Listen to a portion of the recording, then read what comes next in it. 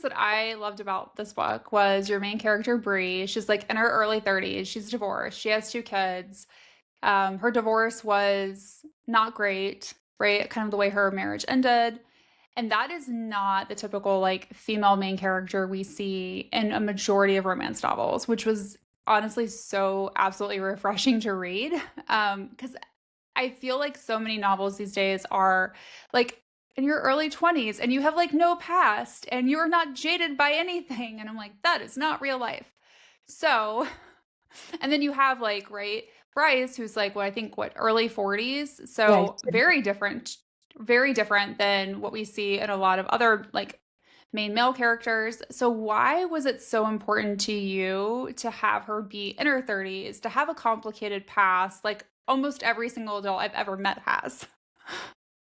Wanted to make her authentic because, I was writing this in my mid 30s. I have friends that are, everywhere from 20s to 30s and above, but I really wanted a character that other people can connect with. And I'm a mom and I have mom friends, and I just wanted to give her more of a story. I wanted to help her find not only love, but also her passion. I wanted her past to be a part of her, but also her future to be important as well. And I really wanted that backstory because it just shows so much more growth. And it's very humanizing, right? Because she is human, she's vulnerable, she's got flaws, she has a history, she has children.